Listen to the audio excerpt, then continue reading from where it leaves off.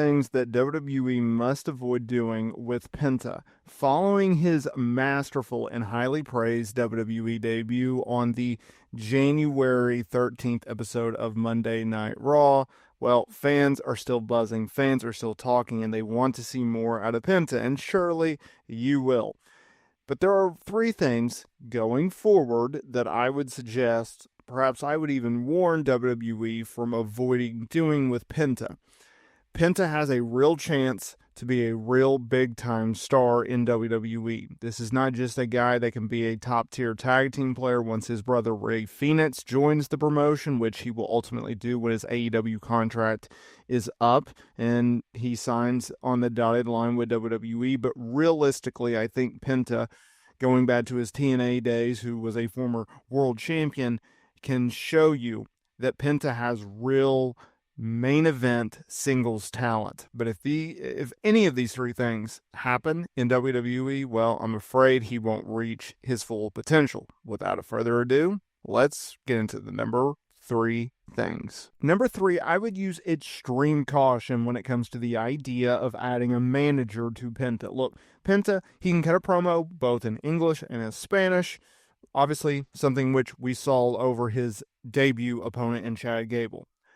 Something that he rarely, if ever, did in AEW, meaning speak on his own. Look, wrestling fans know that WWE, they like talent, both men and women, to have good microphone skills. Someone that can cut a promo. And having good mic skills in WWE is a crucial thing that talent needs. Now, Penta, he will have to do his best to make it work. He will have to continue to learn English and get better at it should he want to reach the next level, but I have all the faith in the world in him. Now, look, it would easy decision to be made if WWE opted to pair him with a manager, and there are some choices that are under contract with WWE that could ultimately work.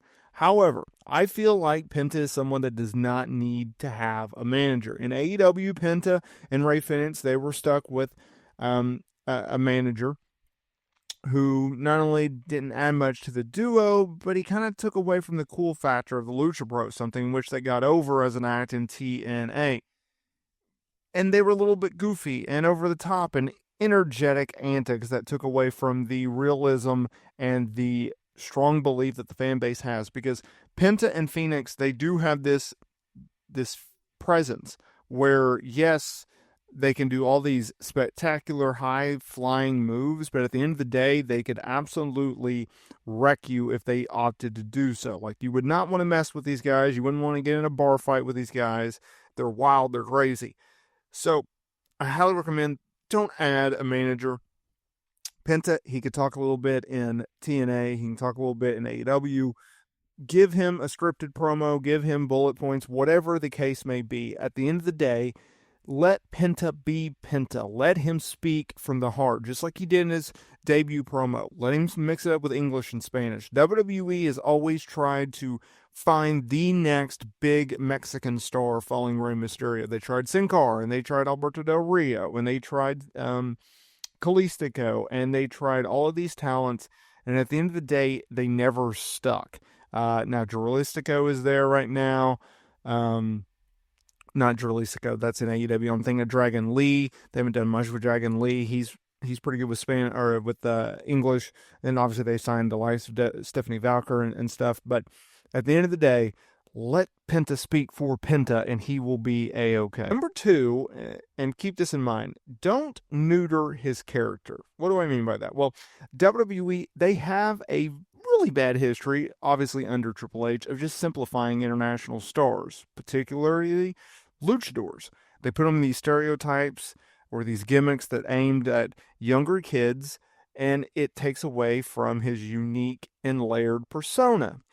Penta's character is something in which blends imitation, charisma, and then that classic traditional lucha libre type look. And he thrives off of being authentic and realistic and having a little bit of a dark side, like I was pointing to earlier. All of these qualities, they outshine anything that WWE could come across with really an overscripted type character. or efforts to modernize his iconic look for merchandise purposes just so they could sell a buck. At the end of the day, keep Penta's look and his character the same. I'm talking his mask, his face paint, his signature taunts. Look at it from a WWE standpoint of what they did with Cody Rhodes. Cody Rhodes famously said, Vince McMahon came to him and said, hey, we are buying what you have right now. We're not trying to change it. That's what we're buying. We want you to be you. Well, you need Penta to be him. Don't alienate existing hardcore fans that have followed him from TNA to AEW to WWE just to try to get to the younger fan base. The younger fan base, the newer fan base, they will like him for who he is, because that is what got him over in promotion after promotion after promotion. So do not, water this character down. Do not make him into a corporate version. Don't do that. And you also have the ability to revisit the darker Penta character. That darker, edgier character could thrive in WWE. We've not seen him in WWE. What did Finn Balor do that made him so special when he first joined WWE? Well, he showed off his demon-esque character. You do the exact same with Penta, right? You make the moments count. And if you can do that, then I think you will be off to the races with Penta and making him a true bona fide star that everyone can get behind. And at number 1, it's very important. Please do not put him as a mid-card guy. Do not put him in 50-50 booking. Look, Penta's unique blend of brutal and realistic-looking offense, in addition to his amazing character work, his oozing charisma, and his high-flying ability, it demands that you make him a main event star.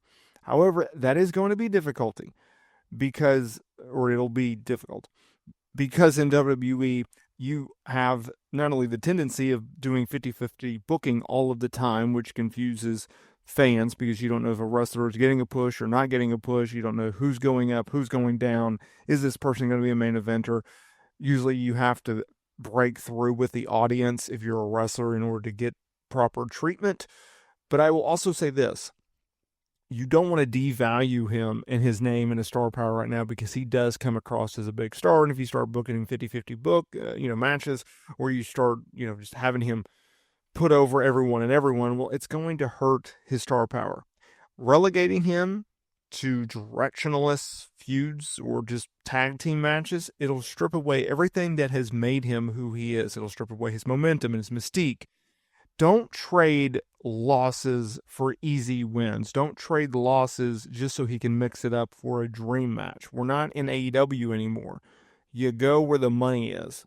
Penta has real chance of being able to showcase what he can do without putting others over or put him in a spot where